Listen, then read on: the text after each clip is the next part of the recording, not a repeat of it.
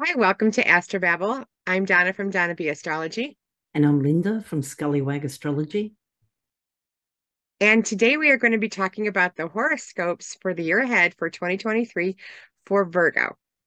Mhm. And this is for Virgo ascendants. We recommend you read your ascendant sign, but if you're a Virgo moon or sun, you can read it. But if you read your ascendant sign, it's just so much more accurate. And we've got a video that explains in depth why that is, and I'll put a link to that. And the first planet we're going to be talking about is the malefic Mars. And it's in retrograde right now. So it'll be stationing January 12th. And it is in charge of burning and separation, bleeding, iron, hot things, and aggression and drive. So those are the things that Mars represents. Yeah, Mars has been retrograde since the 30th of October, and it will station direct on the 12th of January. But it's been in the sign of Gemini for a very long time. Usually, Mars is in a sign for about 6 weeks. Because Mars retrograded completely in Gemini, it's been in Gemini since the 20th of August, 2022, and it won't leave Gemini until the 25th of March, 2023. It's a long time for it to be in your 10th house. It's been in your 10th house, and that's your house of career, your house of what you're known for. So this is at the top of the chart. Everybody sees it and they've been seeing you struggle or be very active. So, Mars does both of those things. And it will be moving into your 11th house of friends. So that area of your life, the friends and hopes and dreams will be opening up and having more energy to it, but it won't last as long as it's been in your 10th house. So Yeah. that 10th house has been under a bit of strain for what, 6 months? It's been a while. Yeah, nearly 7 months, I think. Yeah. And when it was retrograde, you probably found that there was frustrations. You wanted to move ahead, but you couldn't because that Mars just wants to move forward, but it was retrograde, so it had to keep going back and redoing things and kind of having to wait. It just couldn't move forward. So incredibly frustrating. Yeah. It's a hard planet. It's one of the malefics, so Mhm. um it's meant to be a challenge. Yeah. And particularly if you're born during the day, Mars is the malefic that kind of causes you the most problems. So if you're born during the day, this was probably extra stressful. As Mars moves into the 11th house, it could possibly be a time where there could be, wherever Mars is, you can sometimes get arguments. So you might have kind of a bit of, argumentative kind of atmosphere regarding friends, groups.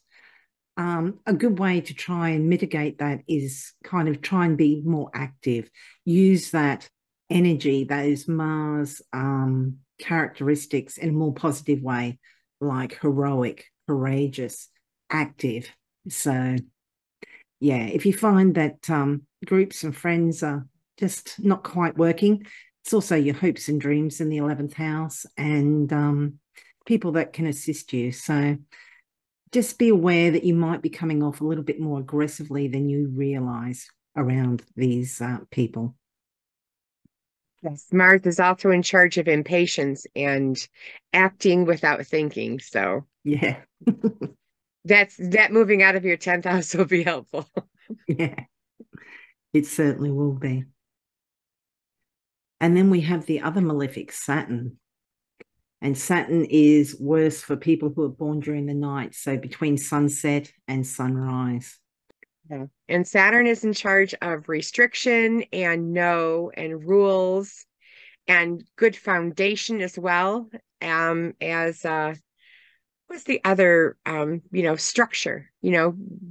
Saturn has boundaries, Yes. and that will be in a sign for 2 years, 2.5 years each time it moves. It's a slow mover, so it's going to be in your um it's going to be in the sign of Pisces for a lot longer than just 6 weeks or so. So Mm. get used to it. It's good. It's in Aquarius now, and it's going to be moving into Pisces March 7th. So it should be a shift in from your, it should be a shift that you'll feel going in from the sixth house, yeah, to the seventh. Yeah, one good So thing with it moving from the sixth house into the sixth house is like the house of our illnesses. It's also daily routines, pets, and employees or people you work with. So restrictions and limitations, setbacks regarding that sort of thing should start to ease. Unfortunately, though, it does move into your seventh house. As we're talking about with Mars, if you can look for the positive in it, if you can try and use that to build a solid, dependable, good relationships, foundation. Sorry, what was that? good relationships, good solid relationship. Yeah, It's yeah, that's what Saturn can help with. yeah. You need Saturn in relationships to give that stability. So, yeah. So it's And it not a won't bad. be in full strength anymore because it's leaving its own rulership sign. So Pisces, it's not as strong as Saturn has been. So that should be a little bit of lightness to it. Yeah, yeah. But no, it'll be good to get it down to six. And, like at least those boundaries and we won't call them restrictions and limitations. We're going to call them, I don't know. What are we going to Structure and call rules. them? We're going to call them stability. We're going to call them containment. I'm not sure. But yeah, you've got that stability in relationships. You've got that comfort of the known, and, that'll be interesting. Then the next planet we have that we'll be talking about is Pluto. And Pluto stays in the sign for a very, very, very long time. It it really moves, it stays in the sign for at least At 10 least years. 14 to Well, 30. I was Yeah. going to say 10 to 20 years. Depending on where it is will be how long it's in a sign. And here it will be in a sign for 14 years, you said? I think about Or no, 21. I think it's 21 years that it's going to Mm, be in Aquarius. yeah. So it was in Capricorn for only 14, I think it'll be about about 16 then. once it's done, because even though Pluto moves into Aquarius in March this year, 2023, it will actually duck back into Capricorn from the 11th of June, and it will stay there till the 20th of January 2024, and it will go back into Aquarius. But from the 1st of September 2024, it will go back into, the late degrees of Capricorn, and it won't leave Capricorn until the 19th of November 2024. So if you've got planets or chart points in the late degrees of Capricorn, or potentially even Cancer, Aries, or Libra, because, they're opposite and square that degree, you could have some issues still. But yeah, it's just the way it goes with Pluto. It's very, very slow moving, takes about 250 years to go all the way around the zodiac. And yeah, So not everybody experiences it right there in their houses. So Pluto is in charge of intensity. It's in charge of change. It's in charge of getting rid of the stuff that no longer serves you and gets it out of it moves it out of your life. And that is challenging to a lot of people because, Pluto stays in a sign for so long. It gets used to having certain things there. And then when it's trying to move things out, it can be very disruptive or unsettling, type of yeah. energy. So I've heard it described as like, the butterfly in the chrysalis. It's got to break down everything and become goo before it can reformulate itself and emerge as a butterfly. It's not overnight. It takes time. yeah, you'll understand what it is. And right now it's in your fifth house if you're a Virgo rising. So it's in your fifth house and it's going to be moving into your sixth house. And that could be um, you know, uh something to do with pets. It could also do something with your health, and it can as well be something with like if you employ people. Yeah, Yeah. Or if you are a service worker yourself, Hmm. it might be that. Yeah, because it's service to others as well, which quite often includes nurses, doctors, firefighters, policemen, or police people, I should say. Yeah, moving out of the fifth house could have been interesting, could have had something to do with your children, creativity, socializing, romance, what you do for fun. So those things were all being transformed in some way. But yeah, this is going to be challenging moving into the sixth because, the sixth is a more difficult house. So, but Yeah. it should be worth it in the long run. Like Donna said, it's getting rid of what no longer kind of benefits you, I suppose. But that can feel Yeah. traumatic sometimes. So we don't want to minimize that it's going to be a walk in the park, but ultimately it should be for the better. And if To your benefit. mm, and you may have planets that, while Pluto is moving through the late degrees of Capricorn and Aquarius, if it's making aspects, particularly to personal planets, you're going to feel this more. It's not going to be like, oh my goodness, the next 21 years is just going to be hell. No, it's not the case of that. It's mainly when it's making connections to different planets in your chart. And sometimes they're horrible. Sometimes horrible things happen for bad reasons or no good reason. So if you have a Pluto aspect and something horrific or horrible happened to you, yeah, I just don't want to imply that that was for the good or anything like that. But generally speaking, Pluto should transform the topics of that house in positive way in the end, generally speaking, not that if you have a really trying and difficult transit from Pluto that was meant to be, or yeah, I just don't like the sound of that. Very, very good. I agree. I agree. Pluto is a hard planet. Anyway, on to something much nicer. Jupiter. Jupiter is the greater benefic. It is the planet that wants you to expand. It wants you to grow bigger. It wants you to, have more of a worldly open view. So that's what Jupiter brings.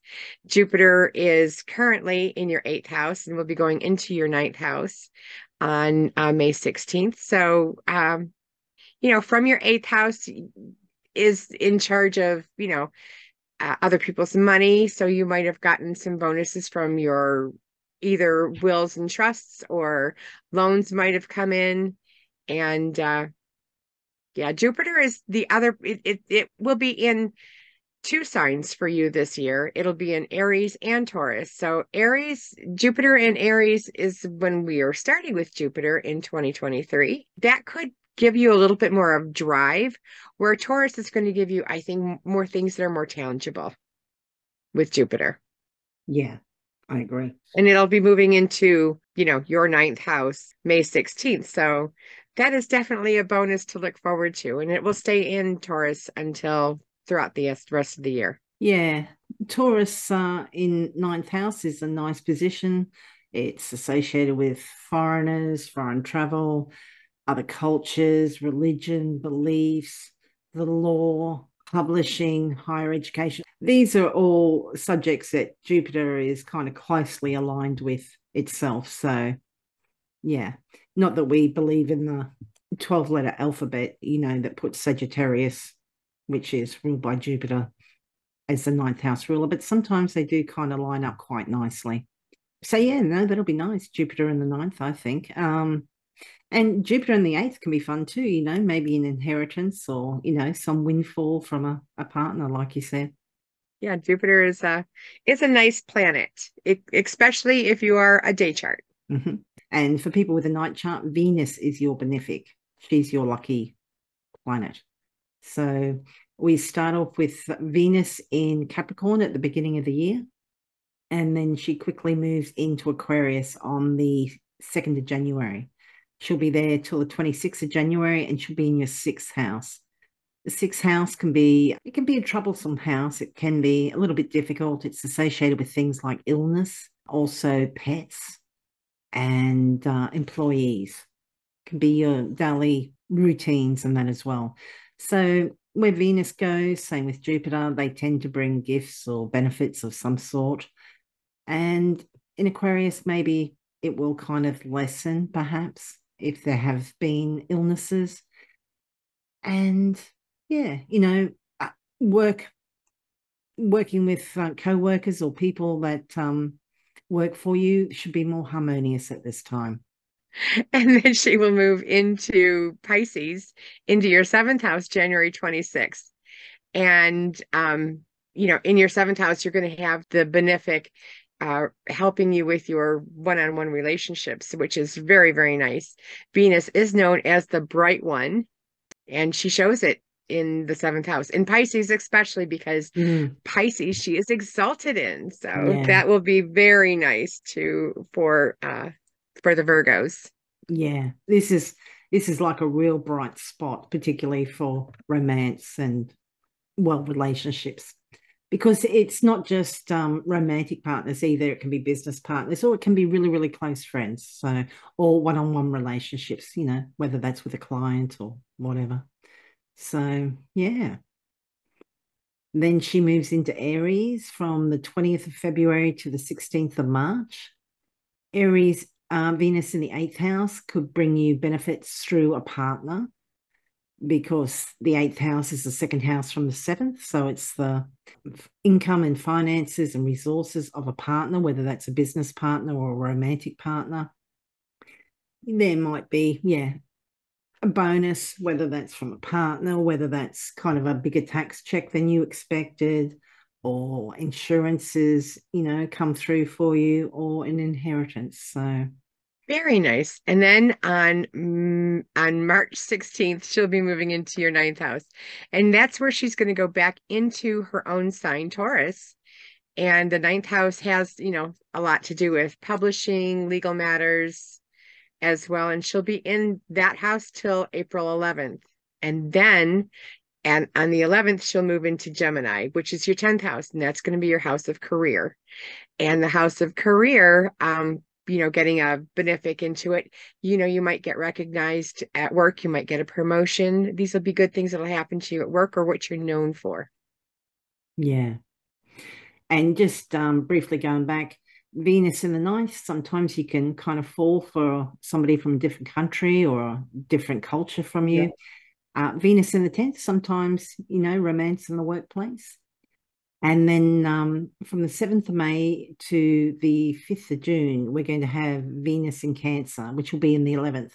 And this is nice. This is groups, friends, and organizations. It's also people that can assist you. So, yeah, this is just a harmonious time with people like that. You may receive some benefit or gift through a friend or group, or it could be somebody, particularly a woman, assisting you in your career in some way. Or it could be romance with somebody through a group or friends. Very nice. Then on June 5th, she's going to move into the 12th house in Leo. And that is a house where she's going to be, and she's going to be retrograde in that house. Now, the 12th house is the house known for going away, or going into an institution of some type, whether it's prison or uh, an academy, even, I mean, boarding school, just being away from your normal setting. Could also be Hospital, monastery. rehab, a Yeah, monastery. rehab. Yeah, Yeah, that yeah, would be a good places one. places like that. So, and she's going to be there until October 8th. So that's a long time for Venus usually to reside in a sign. But this is, it should be a benefit.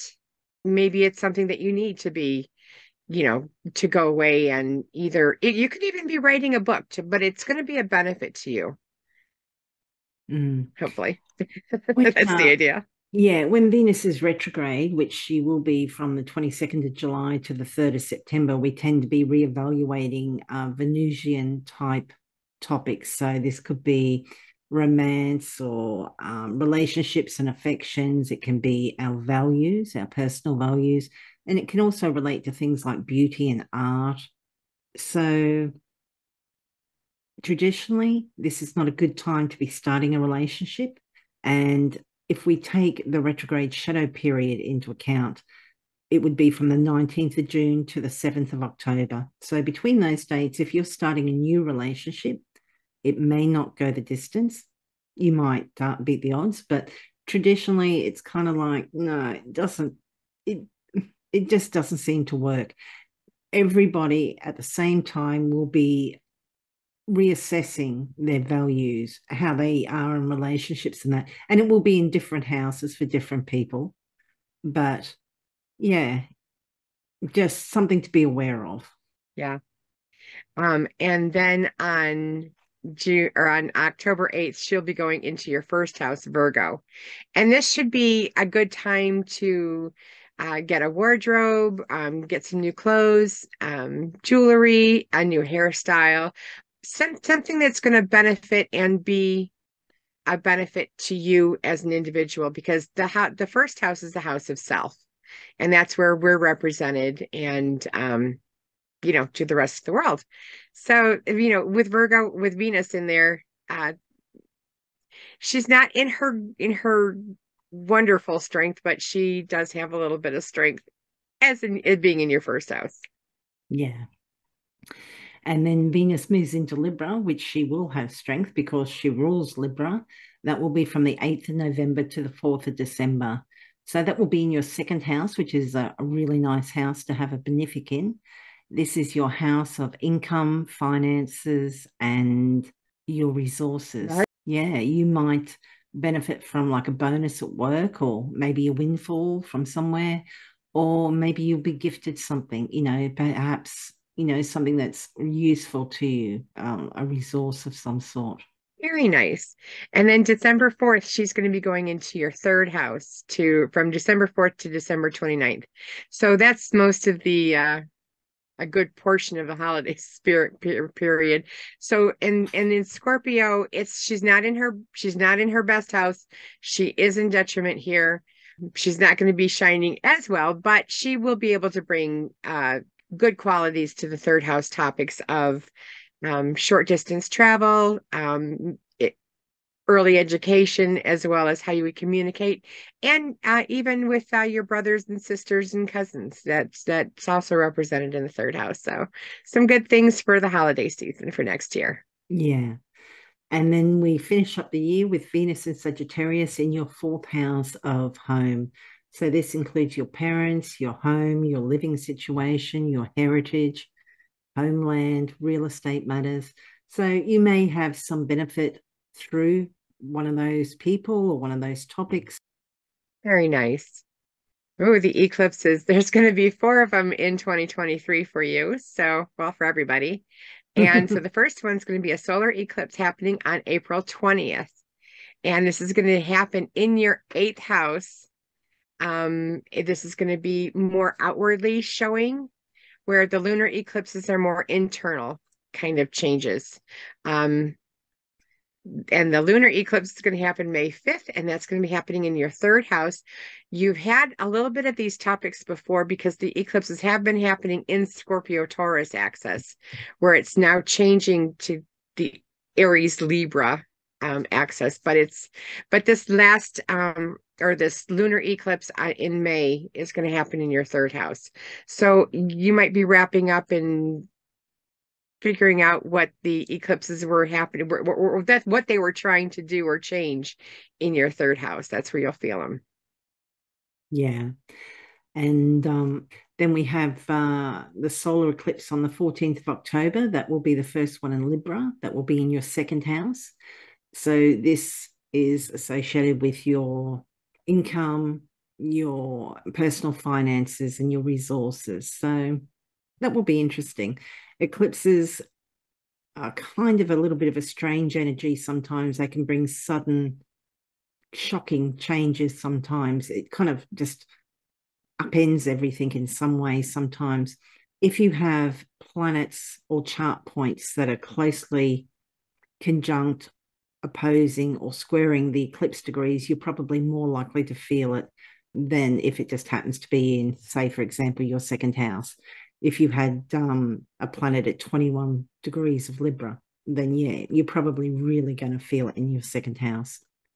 The lunar eclipse will be on the 28th of October, and that will be the final Taurus eclipse for a while, and that will be in your ninth house, which is to do with things that are far or distant from us, in that it could be foreigners or people from overseas, but it's also higher education, esoteric subjects like tarot or astrology.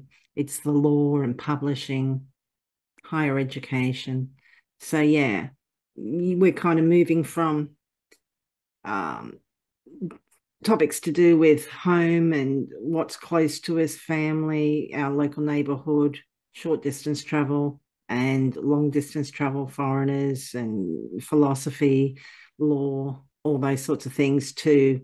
There's going to be more of focus on what is my money, my income, my resources, and other people's money, income, and resources, and shared finances and resources. So, Definitely a shift.